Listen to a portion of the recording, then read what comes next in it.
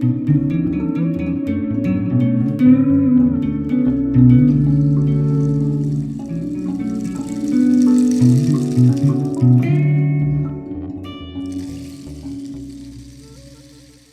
everybody, to another episode of the Rebel Crone, and the first in a series of talks that I want to do with what I feel like are healthcare practitioners that are on the cutting edge of trying to bring together just the complexities that we live in a world today where there's just such an onslaught of toxicities on all level that we're being bombarded with.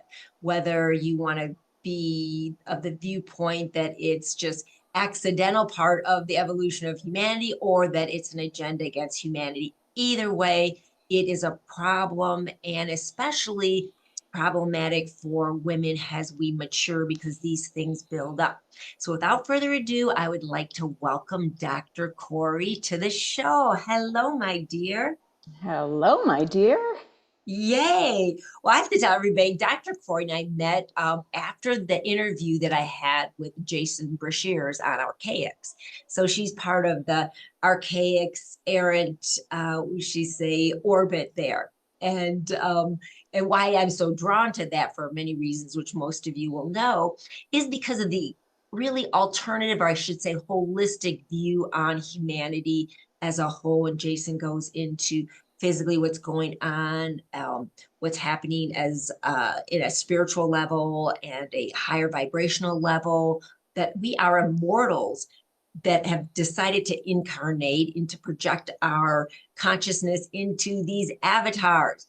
All right, so you think, oh, that's so easy. We should be like, oh, perfect, healthy reflection of the immortal.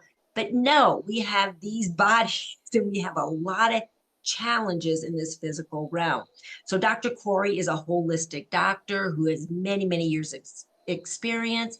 I'm going to let her give you a little bit of insight into her world, where she came from and what she does now. And then we're going to jump into our topic, which is perimenopause and menopause and what we can do to help ease this transition.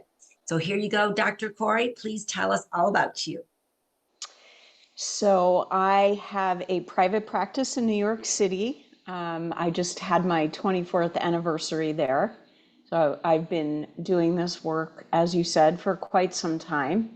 I am 61 now. This was actually a second career for me. When I was a child, I was always sick. I was raised in an unhealthy environment. Both my parents were heavy smokers, and both cigarettes and marijuana. I was always having smoke blown at me. I always had ear infections, throat infections, bladder infections, and I was always on antibiotics. And to make matters worse, my parents ate a junk food diet, and so they fed me a junk food diet. And by the time I was 15, I ended up with a throat infection that wouldn't resolve. And nothing that the medical doctor did was helping me. And I got angry because I was 15 and it was summer and I was too sick to hang out with my friends. And I decided that medical doctors don't know how to heal people.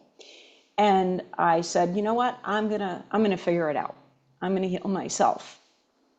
So I started doing some research, and this is back in the olden days, before there was something called the internet.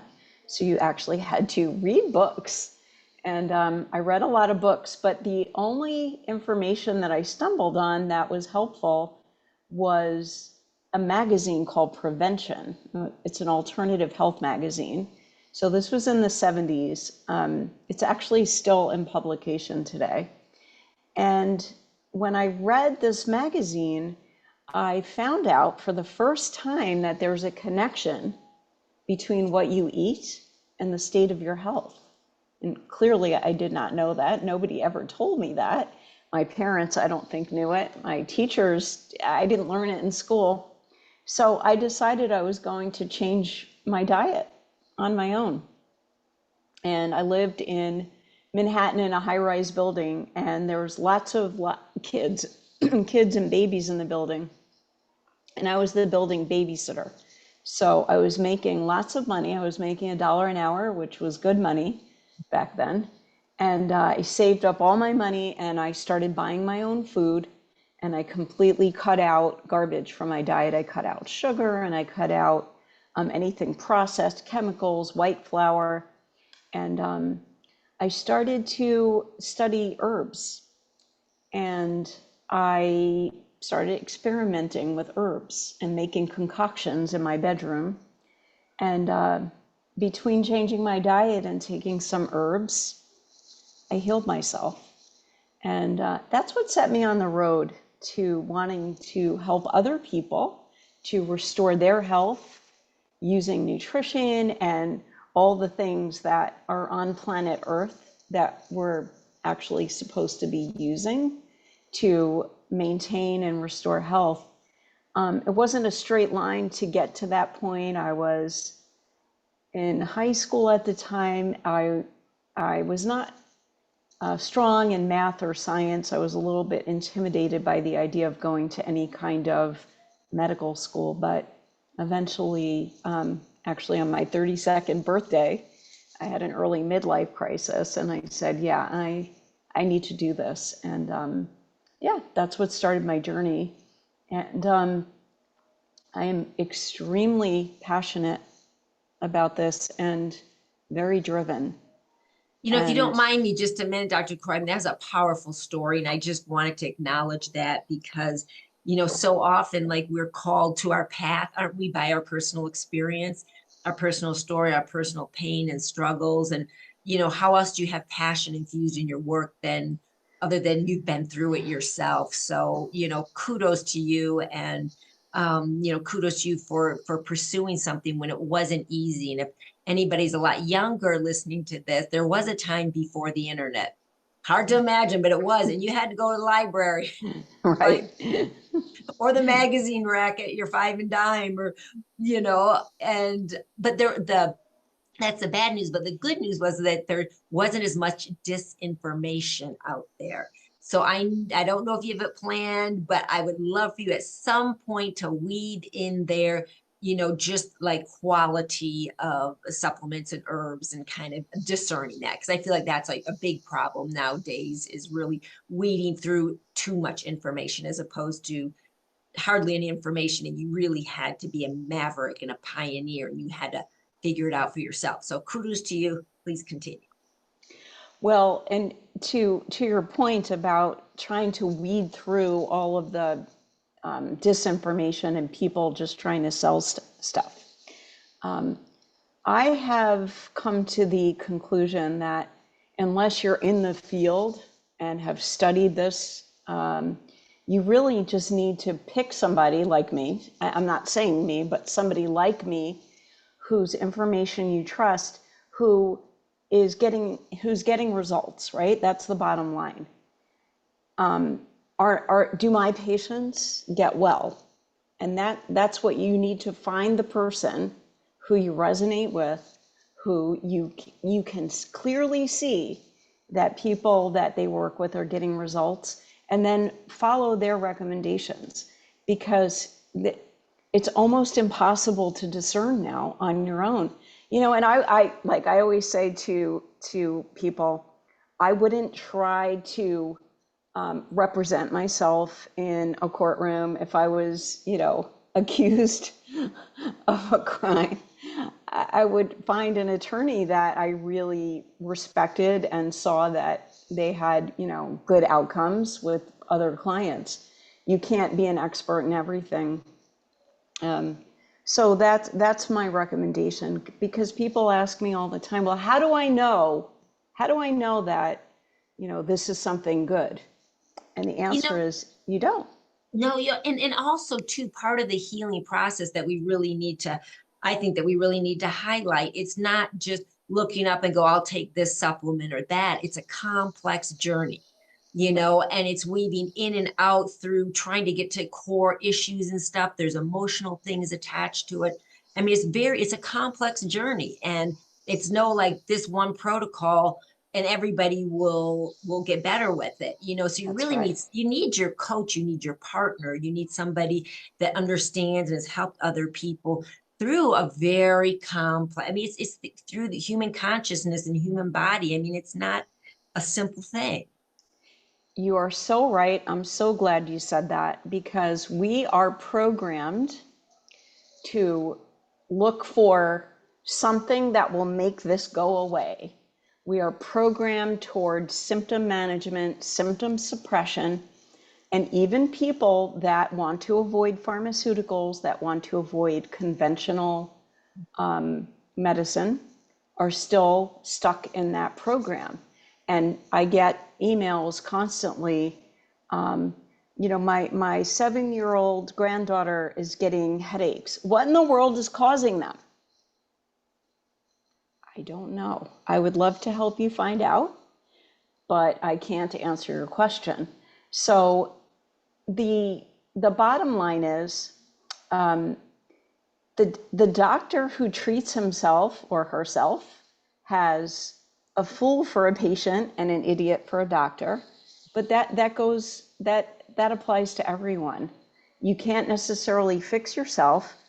You can't necessarily look for the one thing that's going to make it go away.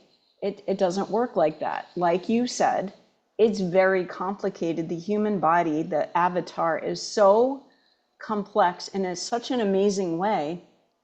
But there are so many variables. There are so many complicated and sometimes wonderful and sometimes terrible influences that affect how you're doing at any given moment. And I'm trained. My job is to figure it out, to help figure it out, and to get you on the path to healing. And what we really want to do is fully educate you and fully empower you so that you don't always need somebody like me. You can occasionally check in, but you don't need me to tell you what to do every minute, right? We want to hand the power over to you by giving you the knowledge you need to be able to do it on your own eventually. That's so different from the allopathic method because the allopathic method of suppression is more and more dependency on the whole drug paradigm. And with it, like I used to tell my dad years ago, because he went that route. My mother listened to me, went the natural route. And I was just like, Dad, pretty soon you're going to be chemically propped up as a human being. And he's just, but he just had that generation, he had faith in the medical profession that they were out for his own good. And I'm not dissing altogether. There's great healers in the allopathic world that have their hearts in the right places. If I break my arm, which I did a little while ago, I went to the emergency room. I mean, Right. there's a place for it. But I'm in total agreement that if you really want to turn your basic health pattern around in a natural way, it's not going to be that route. I'm sorry to say. That is my opinion. You don't have to follow it. That is just, from my own experience. There's a much better way. That's a real way, right? Because you're getting at the root causes of things. Right. There's symptom management and symptom suppression, and then there's healing. And they're two completely different things. Yeah. Yeah, absolutely, absolutely. And I'm so glad you told your age. That's one of the things I want women to feel very free about when being interviewed. I'm 63 and I'm proud of it, and it's been a journey. I didn't, these wrinkles just didn't pop up. I earned them. I earned my gray hair. I earned it all. And but I want to because I did some videos kind of about menopause and one I just did recently, Love, Sex, and the Older Woman. And I did have some comments back and women asking about, they're going through perimenopause and they're just having this wild emotional ride, this wild hormonal ride. So I thought that would be a really great place for us to start today, because after all, this is the Rebel Crone. And, how we can set up, how women can, when they're in that phase of transitioning, hormonal transitioning, and then through, postmenopausal. If you could kind of dive in, give us a little physiology, share some of our wisdom with us, if you would, please. Sure. So, of course, I do this all the time. I have many women in that age group, and I've been through it myself. So the first thing I like to make sure that women understand is that perimenopause and menopause is not a disease. It's a normal part of the hormonal cycle. And every woman will experience it at some point. So also, the other thing to know is that you don't necessarily have to suffer terribly through it. You're going to go through some changes, which is normal to experience, but they don't have to be severe, radical, unmanageable. So my own experience was very, very smooth, but it was because I anticipated what was happening and I supported it. I was seeing a practitioner at the time, and I was able to support the changes that I was going through without having too much suffering. So basically, what's happening in the body is that as you hit a certain age, and for most women, it starts in the 40s, you start to have a reduction in the production of your female hormones, estrogen, progesterone, FSH, which is follicle stimulating hormone. And the reason it happens is because, you're actually born with all of the ova or eggs that you will ever have. So when you start menstruating, the ovaries release an egg, and then the body gets rid of it if you don't get pregnant. And over the years, you release all of them. And the less you have in there, the less eggs you have stored, the less hormones the body needs or is going to produce. And then at some point, you don't have any left. That's when you can't get pregnant anymore. You're not fertile. And the body's production of hormones continues to decrease. And with the decrease in hormones, you will notice some changes going on. So some of the changes that women may experience, hot flashes, dryness of vaginal dryness, sometimes even dryness in their eyes, in their skin. The skin becomes less pliant, which is one of the reasons why wrinkles start. It's not the only reason. The other part of that is that as you age, your body produces less collagen, which is what your skin is mostly made out of. So your hair, skin, and nails are mostly made out of collagen, and as you age and you're producing less collagen, if you're not eating enough of it, those things are also affected. So they're affected by both the reduction of hormones as well as the reduction of collagen. And your bones are also made out of collagen. So same thing applies with bone health. The reduction of estrogen and the reduction of collagen can cause your bones to not be as strong. A lot of people think that their bones are made out of mostly calcium. And calcium is an important part of your bones, but your bones are mostly collagen with some other minerals in there like calcium.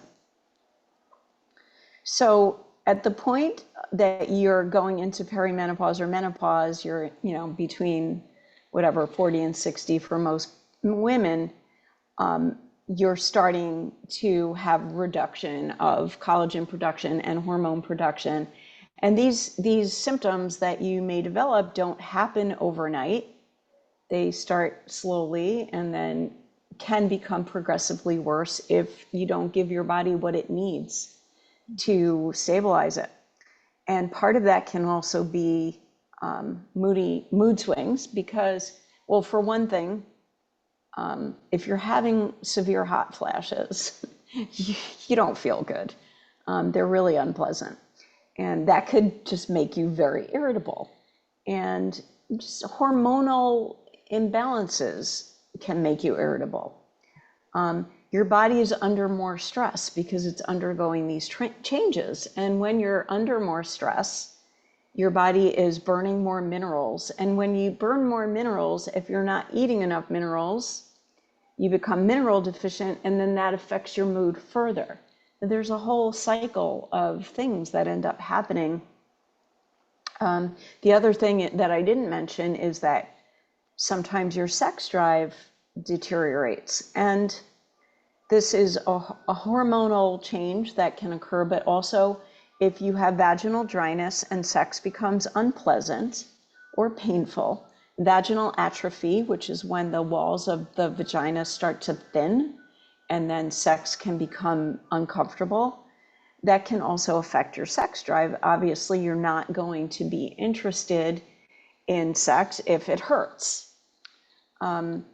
These things don't happen to everyone. It's so variable. And some of it depends on your nutritional status as you're entering this phase of life. Some of it depends on your hormonal history. So women who have a history of menstrual irregularity or something like PCOS, which is polycystic ovarian syndrome, which is a hormonal imbalance, you have the probability that you're going to enter into the stage of perimenopause earlier, and perhaps have more severe symptoms because you already have a hormonal imbalance. And that's why exactly your point before, right, Dr. Cori, where, women are coming into it with all kinds of different potential deficiencies, imbalances, so that one pill or the one protocol for everybody wouldn't be the same depending on that. And, I thought I was pretty educated in all of, a lot of healthcare stuff, but that was definitely news to me. And I'll tell you one thing, when I was in my prime was a time where there was like the no fat diet fads, and I did that for years. And I just wonder what I had depleted my body of staying away from fats and Right. what that set up, I did the same thing. Yeah. Do you remember that fake fat that they manufactured and they put it in potato chips? What was that called? Olestro. Yes, yes. Yeah, I So didn't do that, thank God, because I think it gave you like anal leakage or something like really yes, I was pleasant. going to say that the first time I ever ate it, I was wearing white pants. Anyway, we don't want to talk about that. Um, you just reminded me. No, but that's like, so, oh my God, it's the sad, funny things I was telling you earlier. I was in Sedona and I did this little video about my perimenopausal experience. And I've been debating whether to post it or not because I had like the Dragon Woman episode where I came completely unglued. And I almost got my partner and me killed because I was just like rabidly angry. And, oh my God. So maybe I will post it now. Do it. I mean, let's let it all hang out. There's I'm gonna no let it hang reason to out. hide it. Yeah, I'm gonna yeah. post it. Oh God. Yeah. So there's thing shit goes down. Exactly, literally. So, but to your point about fat, really important because the first step, and this is always the first step for any health condition, whether it's perimenopause or menopause or any other body issue that you're having, anything that you want to stabilize, step one is always going to be a clean, nutrient-dense diet.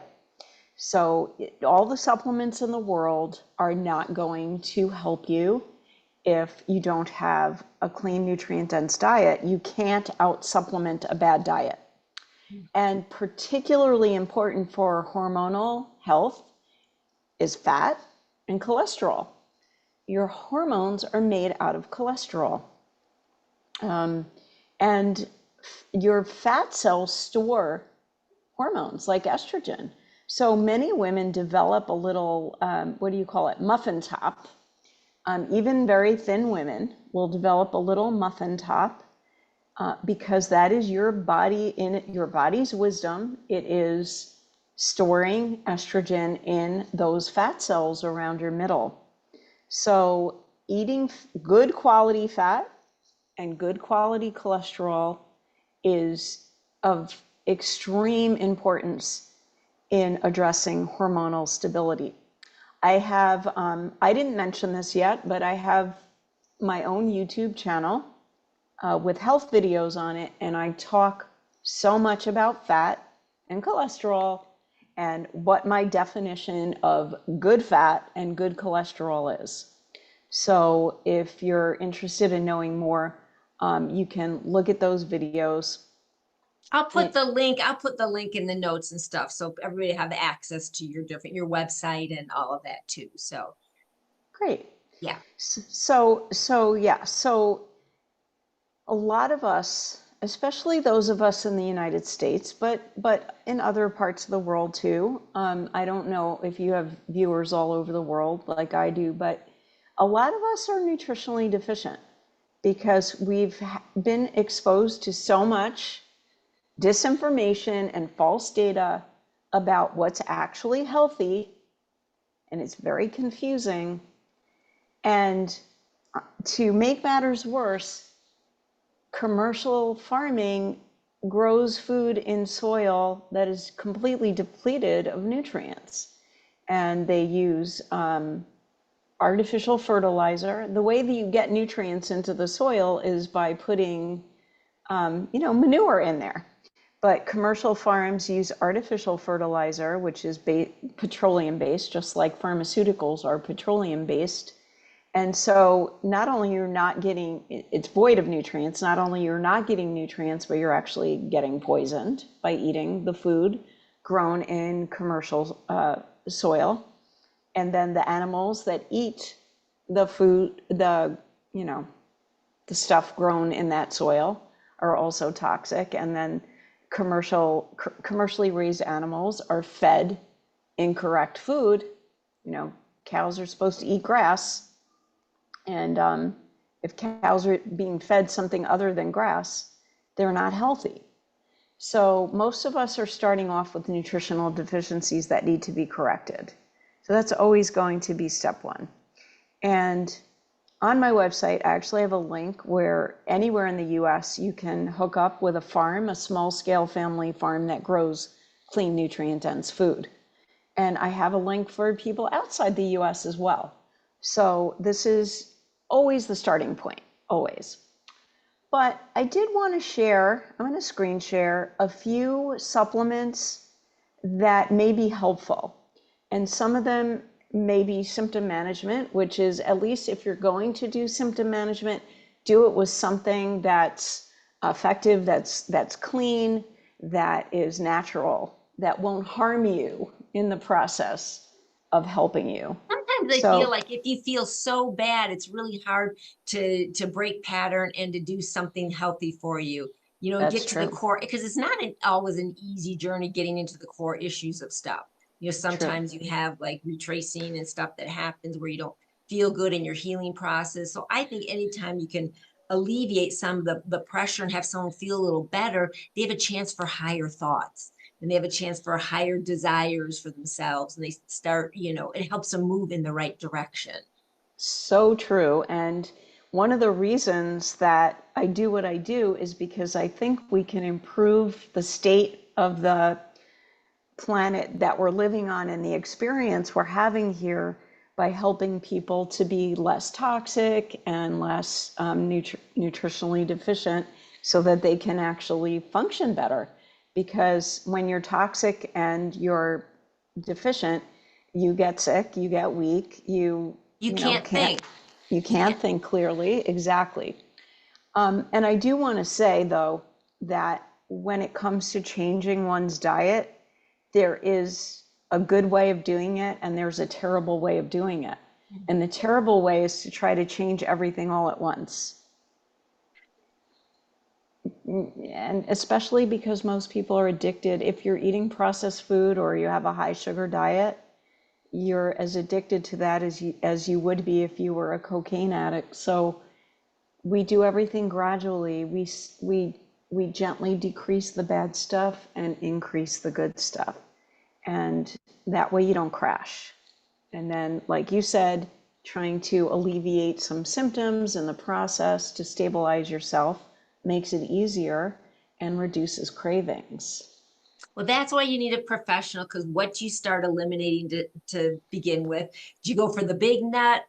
Probably not. I don't know. Depends. Or do you go for the little things, around it? I mean, it's like Yeah, because you want to set yourself up for success. Because every time, I tell you what, when somebody is in that position, that, and you started out early your quest, but people that have, compound that another 10, 20, 30, 40 years, there's this big feeling of defeat. Like, I just have to accept how I'm built, and that this is the world, and I'm just sick and toxic, and blah, I'm old, so I'm running out of energy. It just really it compounds like dramatically, and it's a Yes. it's a complicated web to unweave. Yes.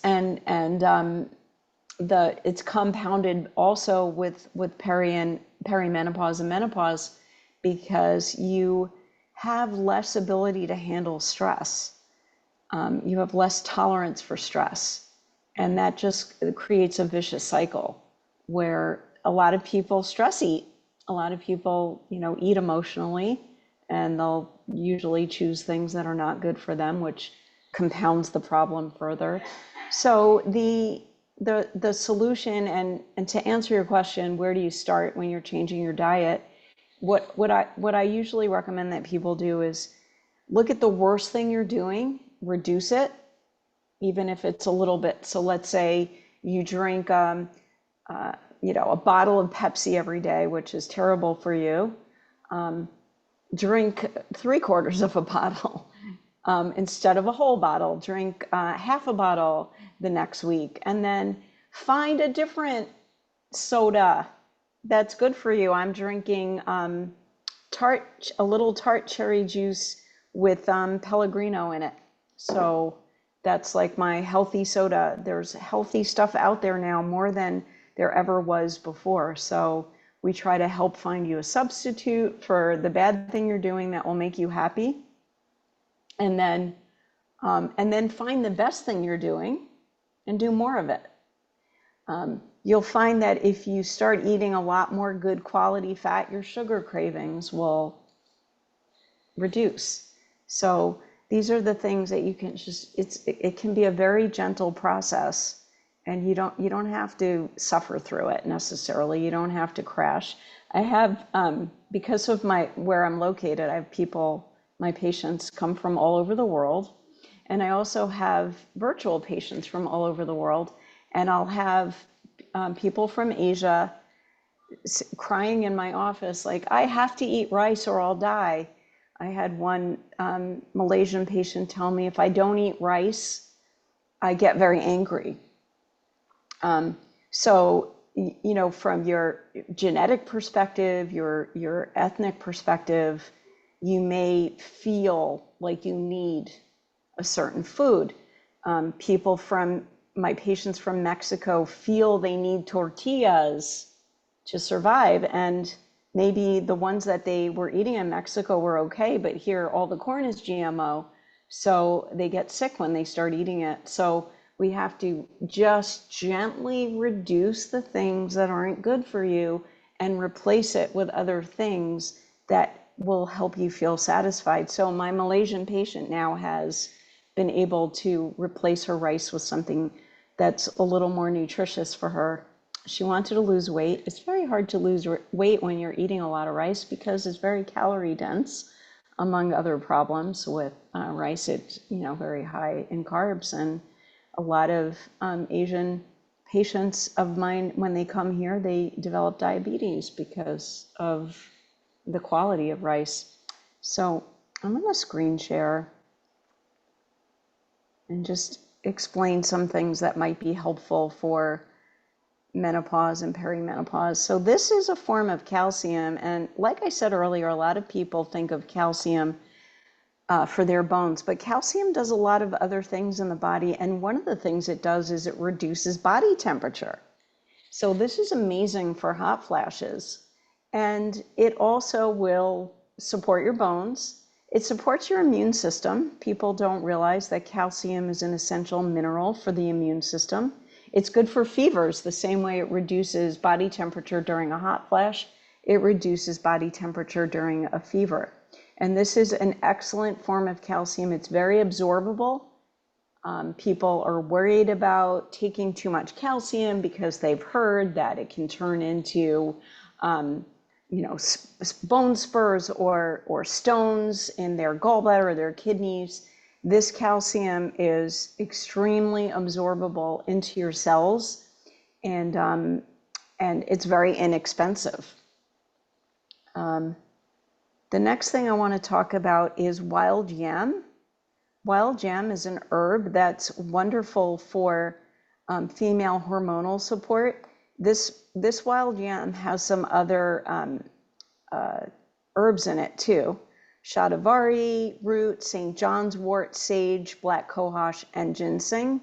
So it really does help with peri and menopause symptoms and helps mood because of the St. John's wort. And if you're still menstruating, it actually will help with cramping as well. And Dr. Cori, that's also good once your menses has stopped and when you're like well past postmenopause, it's still good. Yes, and especially if you're still symptomatic, absolutely. Okay. The next one is evening primrose oil. And this is an essential fatty acid that most people are not eating. And it contains specific acids that help support your female hormones. I mean, men can take it too, but it specifically helps with female hormones, right? We talked about the importance of fat. And it's almost like an internal moisturizer. So if you are experiencing dryness, whether in your eyes or vaginally or your skin or anywhere, this is like an internal moisturizer that you're not going to get the same result if you put stuff topically on your skin. I'm not saying not to put topical stuff on, but you need to do both. This one is another herb called ashwagandha. This has been used for centuries in Ayurvedic medicine, and it is what's known as an adaptogen. So it helps your body to adapt to stress and to changing conditions. And it really does promote a sense of well-being with no side effects. I took some today. It doesn't make you loopy. It just helps with stabilizing your mood. I had one patient going through menopause, and she was a school teacher, and she was extremely stressed. She was emotionally eating. She was angry all the time. And when I put her on this, she was like a different person.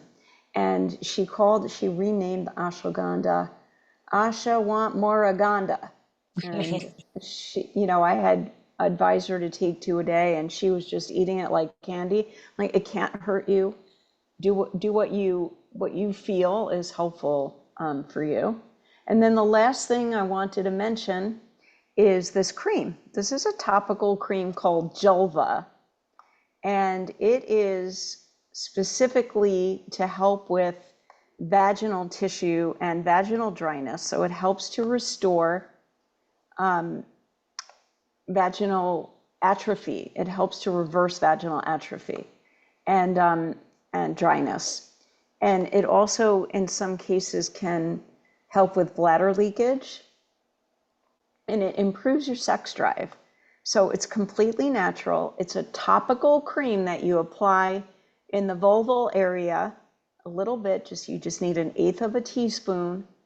And this saved me. This cream saved me because about 6 years post-menopause, I don't know what happened. It was like overnight, my lady parts stopped working. I could not function sexually. And I have a strong sex drive, so I wanted to have sex, but I wouldn't work. And I did some research, and I tried a laser treatment, and that was a disaster. I was in so much pain after that, I couldn't walk. I couldn't walk out of the doctor's office. And I was in pain for days. I'm like, this is not something I'm going to do. So I did more research, and luckily I stumbled on this. and was developed by a female gynecologist. And I get great results with my patients. I had one patient recently tell me that it completely reversed her bladder leakage. She wrote a testimonial for me. I had another patient tell me that it completely restored her sex drive. She said to the point that she actually stopped using it as frequently because she was more interested in sex now than her husband. You know, So I've gotten quite a few comments, Dr. Corey, from women that with a change in life that, a lot of them are just, no longer, they're just no longer interested, and I think there's probably a lot going on with that. There's our emotional needs change, our connection needs change. The old innie outie isn't as exciting anymore. You need something else than just that. But then there's the physiological part of it. But because could you want to like address a little bit just with women say, well, I just don't want it anymore. That's it.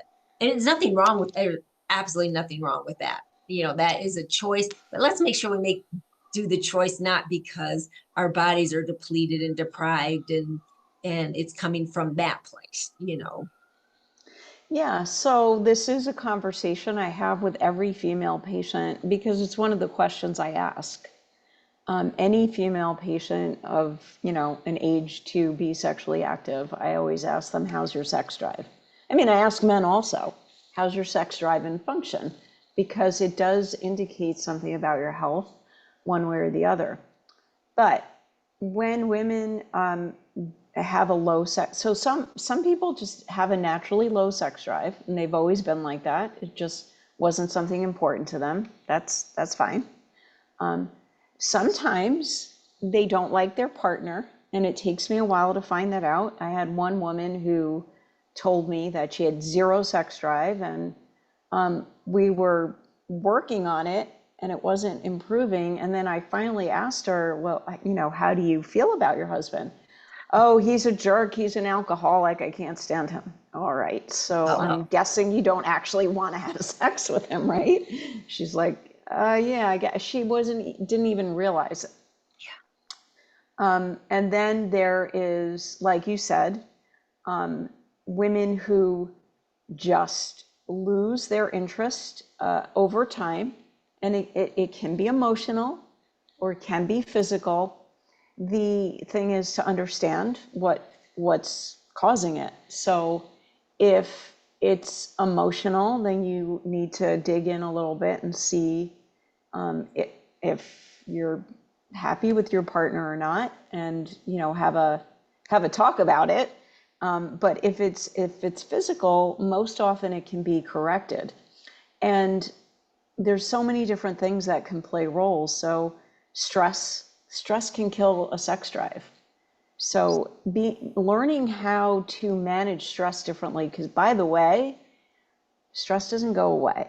It just doesn't. It's a normal part of life. It changes intensity, it changes form, but you're always going to have it. There's never going to be a point where you sit back and you're like, I'm stress free, because you overcome this stress and then that one happens. So learning how to manage stress is really important for your overall health, but also your sexual health. And when you're nutritionally deficient, it's a lot more difficult. It's more difficult to manage stress. It's more difficult to have energy, right? Some people are exhausted when it comes time. Like you haven't put time aside for sex, and now it's the end of the day, and maybe your partner's interested, and you're just like, dude, I just want to go to sleep. So getting good quality sleep is also extremely important. You do most of your healing in your sleep. Never forget that. So you can't really skimp on it. And as you starting at age 35, you start to produce less of another hormone, both men and women, this is true of, something called human growth hormone, HGH. Some people have heard of that. And that hormone helps repair damage in your body. And you secrete most of that in your deep sleep. So if you're over 35, let's say you're in your 40s, 50s, 60s, whatever, you're producing less HGH, and you're not sleeping enough. You're not repairing. So it's really hard to heal. It's hard for, even if you use good quality supplements and eat good food, it's hard for your body to get better. So sleep is just one of the basics. And so Dr. is, Corey, oh, I'm sorry. DHEA, is that part of HGH? Is that part of the chain of its production or different thing? DHEA is part of the chain of production of female hormones like progesterone. And actually there is precursor of that in the julva. So you're applying it externally, but it absorbs through your tissue. Okay. All right. So it's Yeah. not, HGH is different from that. Yeah. Yes. Well, now you're testing my memory of science. Oh, that's okay. And I just curious of my own personal thing. It was just what that was. But I didn't mean you're going on the list. Let's continue with the list of, the various uh, challenges to the body with, with hormonal imbalances and right. age. So the other thing I was going to say is, and I'm looking this up now because now I want to know. Yeah, it looks like it is also, it modulates.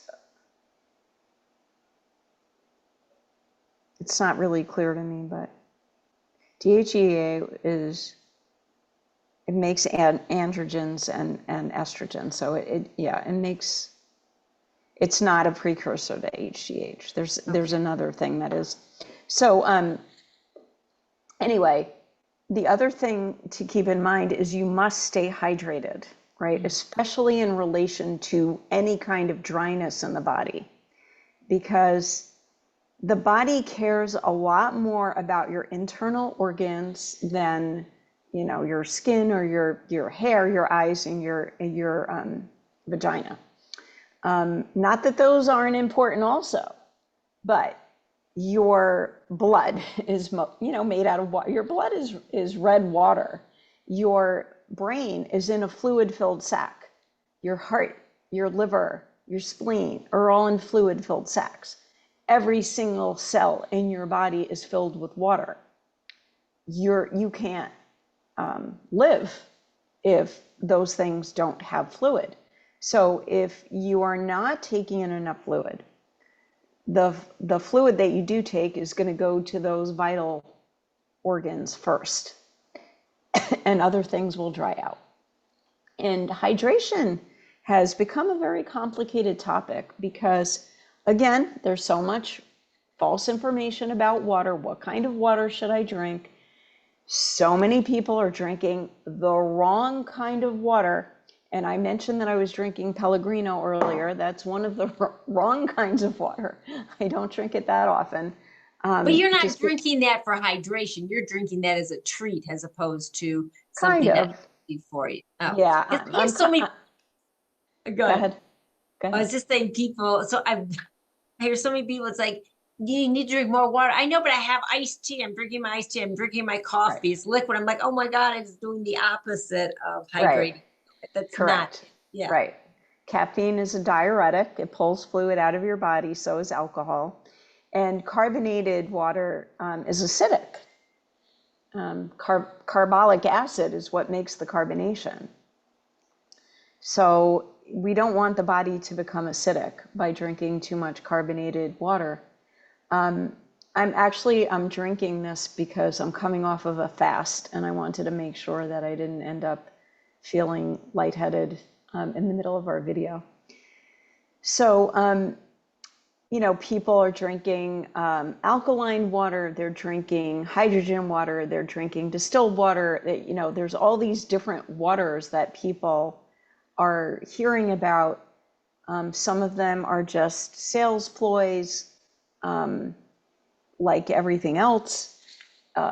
Water ideally should come from a clean moving mountain spring, melted snow. That's what biologically we were meant to drink.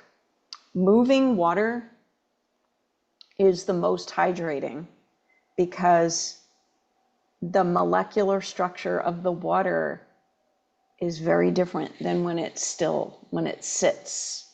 So if it's sitting in a reservoir, if it's sitting in a bottle, if it's, I have at it, home, have you heard of the Mayu, Mayu water system? It's basically a glass jar and it sits on this little pedestal and it spins water. It's a little thing in it and it just spins it. And you just spin, it does a little tornado inside, you spin it and it energizes it. It's like moving water, it restructures it probably restructure. is, yeah, yeah. So that's good. It's always good to have a device that restructures your water because most of us are drinking unstructured water, which is not as hydrating. And we're seeing this epidemic of people being chronically dehydrated and thirsty, even though they're drinking and drinking and drinking, and their lips are chapped and dry. And then they end up with kidney issues because they're not hydrated. So I have a lot of information about this also on my channel. I interviewed a water expert. I really had to, go down the rabbit hole and dig deep to figure out what is the best way of drinking clean, structured water. And also, a lot of people are mineral deficient in what's called the electrolyte minerals. People tend to avoid salt because they think it's bad for them. Salt is an essential nutrient. It actually helps you absorb water. And all of your cells need salt. Every single cell in your body has a sodium channel. So the important thing to do is to eat good salt, and as opposed to salt made in a lab, right? Commercially made salt. Eat salt that comes from the earth, that comes from the sea. I just happen to have my salt shaker sitting here. This is my favorite salt. It's pink, but I'm not, I'm not promoting this. I just happen to like that salt. And now recently I see this whole thing going around. Salt has lead in it. All these good salts, we tested them and they're high in lead. And it's just like the minerals that are in salt that comes from the earth and the sea are naturally occurring and they're supposed to be there. So, And they're balanced with all the other right, ones. right, Yeah, it's when it's exactly. out of context that you have like arsenic poisoning or lead Right, poisoning, all of that. But in like these almost homeopathic tiny little doses, it's a balance. correct, exactly. And so I do encourage people who may be salt deficient and not hydrating well to put a quarter teaspoon of salt in their water just once a day, maybe 8 ounces of water, or you can put it in a bigger portion and just sip it throughout the day. If you're sweating a lot, exercising heavily, you may need more. I've seen some amazing changes when people, even with hot flashes, when people sweat too much, when they're over sweating, sometimes adding salt helps them because the fluid stays in their body instead of coming out. I've seen people who feel lightheaded when they go from sitting to standing, that woozy feeling you get sometimes when you change positions suddenly. It's called postural hypotension. Your blood pressure is dropping. Adding a little salt fixes it. It helps your adrenal glands, which is your stress glands. Your adrenal glands need salt. I've seen swollen ankles clear up by adding a little salt. So, Diet, like the medicinal, the natural medicinal stuff, salt, fats, and just oh my gosh, there's so many lies put out there saying like fat, that's going to raise your cholesterol and you're going to be trouble. No, it's nothing to do with that, right? And right. yeah, that's why you need to find somebody that's really getting the results and somebody that's actually been doing it for a long time, knows what they're doing, because they can correct those things. Rice. No, maybe you don't want rice in your diet. Tortillas, maybe not. Add some salt. All this stuff is contrary to our what we think of, as the right thing to do or the Our healthy thing. programming, Our our programming, programming, that's the right? word. Our programming. Yes, Yeah. Yeah. yes. That's cool. Well, I think, for me overall, it's just about sovereignty. And that's like my number one thing is being a sovereign being. But to be a sovereign being, I've got to peel those layers away. You got to peel the programming away. Because otherwise, I think I'm wanting this and that. And it's not really what my body's wanting. It's just the program. So you're not being sovereign, right? So this is part of it in the physical level, but it's so dictated by all the other things. Yes, exactly. I 100% agree with you. The other part of that is the programming thing is that people develop very strong beliefs about health and about nutrition. And sometimes they're not aware of what their beliefs are. Sometimes they are, but they've held on to this belief that's not serving them well. And they're just simply rigidly unwilling to let go of it. And I run into this quite a bit. And it could be people that are actually researching and studying and they stumble upon a concept that they resonate with and they just glom onto it and make it, their reality, but it's not serving them well. And you can't introduce any other concept to them. So that's one of the reasons why I like to teach people to look at outcomes. Watch this guy. What's he doing? What did he do to get to this point? Look at this healthy person. What did they do to get to this point? Who's transformed their health successfully and how did they do it? Look at other people's processes that have been successful. I always say, don't listen to what people say. And Watch what they do. And the caveat, though, interrupt you, this is being careful because there's so many people, influencers and whatnots on the internet where they look like they got the perfect bottle right, because I use this little band and I go like this and I take that right, right, supplement. Well, right. if you really knew that is not what it went into that. Well, don't look at advertorials or commercials or infomercials. That's not where to get That's information. not I'm where to get talking the about example. real people, Real people. real people. Somebody that you know in your Yeah. life, or somebody like, for example, I have 95 testimonials on my website of real people saying this is how my health changed. This is what helped me. And the what I was going to say is don't listen to what people are saying. Watch what they're really doing. Watch what they actually do. And that's part of what I've done myself to learn what I've learned over the years is watching what works and not necessarily ascribing to a theory or reading that this is the best diet. This is the diet that people should eat. I don't Oh my agree with gosh, that. it's true, and everything is true in your emotional intelligence. Been true on my mystic path, and I mean, I was born with a curious mind, and I'm always like, well, why? Why this? Why is that? Why? And then beside myself, why did you do that, Elisa? You reacted to that. What's going on with this? That doesn't feel right. Why? So I'm always trying to probe in till I get to a clear place, and it's like, oh, now there's like I got to the bottom of it. Or maybe it's the bottom for just then. And then I do later on, I find, oh, there's a new understanding with it.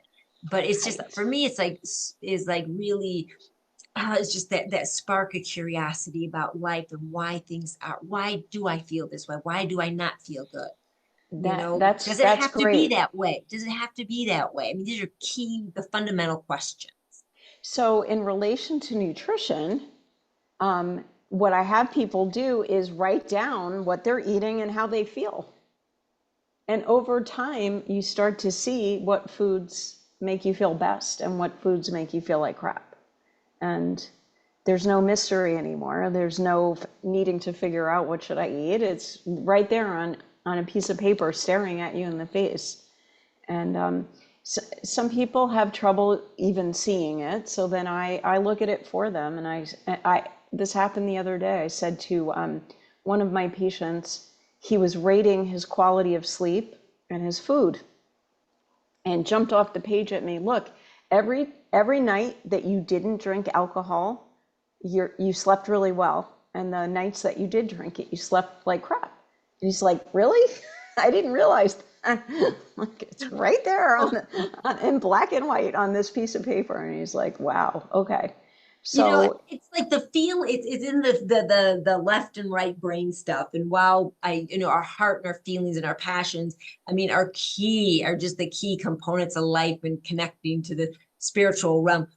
But we have a left brain for a reason. We have a logic side. We have to look at things analytically and decide stuff. You can't just be all woo woo here and you can't be all ingrained there. But it's especially when it comes to health. I mean, connecting the dot is something you have to think about this, people. You've got to use your intelligence. You've got to use this. We're given this brain for a reason. And this is one good reason for using it. yes, so you can be in control of your own health and take full responsibility for it. And just so you know, I used to be totally woo-woo and only use the other side of my brain, and I had to train myself to develop the logical part. So now I'm able to switch back and forth Oh my like, gosh. like a dance. So many conversations we can go off it. But is there anything else you would like to share with women? Because women's the topic today. Men, we could do another one. I just men and testosterone and that whole journey, which is different than the woman's journey. Is there anything else you would like to add to that before we kind of talk about how you work with people specifically? I just want women to understand that what I started off saying, perimenopause and menopause is not a medical condition, and you don't need medical treatment for it. A lot of women end up on hormone replacement therapy, and I'm not a big fan of that. When you start taking hormones into your body, the cells, the glands that make those hormones will stop working, and then you'll be stuck on those hormones. So there's other ways. There's a better approach, and I can help you if you need it. Well, you and I are gonna have to talk more about, personal things here. But I appreciate, so Dr. Cori, when somebody goes to your website, there's a place to like, is there initial consult? I mean, how does it work, somebody wanting an interest in working with you? Yeah, there's a form you can fill out on my site. You can also directly email me at questions@drcori.com. My name is spelled Cori. I offer two things. I offer a comprehensive health improvement program, and I also offer a smaller scale. You fill out a questionnaire, and I'll make some customized recommendations for you that doesn't include any kind of follow-up or nutritional counseling. Kind of what And you then, said before is just like the to help kind of turn the tide of things and relieve right, some of the health stress. exactly, better than taking pharmaceuticals. Yeah. And then my YouTube channel is my name, Dr. Cori Stern. And you don't have to put this in the search, but it says take control of your health because that is what I want everyone to do. I love it. I love it. My dear, thank you so much for being on the Rebel Crone and sharing your wisdom with us. And I'm really excited to just share you with, and probably a lot of my listeners will maybe recognize your name from archaics and stuff, but now they get to kind of dive in deeper with you. And we'll be chatting and we'll be looking at what the next topics should be. And if anybody listening today has like, oh, I really want to have Dr. Cori talk about something, specifically, please just share your questions. Happy to have her back many, many times because there's so much to discuss, especially in the woo-woo coming through the physical, my domain. But I did spend like 7 years in the bioenergetic field of medicine. So I've got a lot of cool story stuff and it's a little bit different, but all the same thing. But anyways, my dear, thank you. I will provide all the links to your stuff beneath, and I wish you a blessed rest of your day. And until next time, happy journeys. Bye bye.